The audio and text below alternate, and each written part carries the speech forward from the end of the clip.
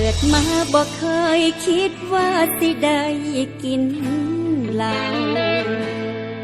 ก็ย้อนว่าอ้ายผู้เป็นผู้บ่าวเพิ่นมีผู้สาวใหม่คิดหาทางออกบ่เห็นสิกินสินอนบ่ได้มันเป็นออนไลน์ตั้งแต่อายทิมกันบ่ฮู้ว่ากินเบิดแก้วนี้สิดีขึ้นบ่สิหายน้ำเหล้าขาวลงคอเป็นใจสั่นๆเลี้ยวแนมเบิ่งแก้วใสๆก็เห็นหน้าอายอยู่ในนั้นกลั้นใจกลืบลงให้มันลืมอายดื่มเพื่อลืมอายให้คนตายไปจากหัวใจกว่าสิลืมได้สิบ่เบิดขวดใหญ่พุ่นบ่สิผ่านคืนนี้ไปได้จังใดคือเจ็บแหงแท้หนอคันน้องสิตายก็ให้น้องตายย้อนแอนก็บ่อยากตายย้อนอายคนรอที่ตัวใจน้องบอกเว้นวันแต่เกิดมาบ่เคยคิดว่าสิได้กิน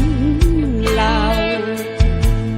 พ่อแม่ให้กินแต่เขาก็บ่เคยตัวกันหากมือใดน้องลืมอายได้สิเศร้าเหล่าเศร้าหายเมื่อนั้นแต่มือนี้เฮ็ดใจบ่ทันก็เลยจำเป็น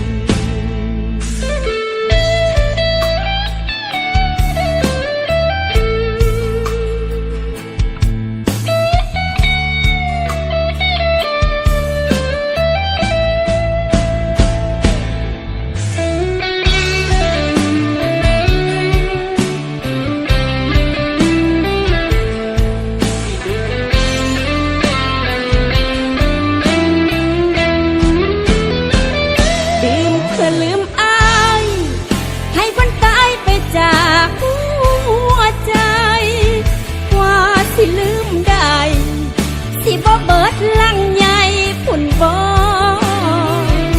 สิผ่านคืนนี้ไปได้จังใดคือเจ็บแหงแท้หนอคันน้องสิตายก็ให้น้องตายย้อนแอนก็บ่อยากตายย้อนอายคนรอที่ตัวใจน้องบอกเป็นวันแต่เกิดมาบ่เคยคิดว่าสิได้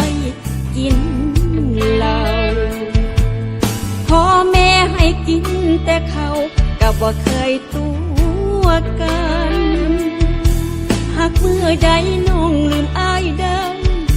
สิเศร้าเหล่าเศร้าหายเมื่อนั้นแต่มือนี้เฮ็ดใจ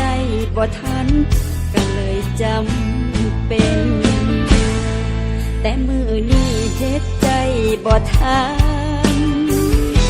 ก็เลยจำเป็นต้องกิน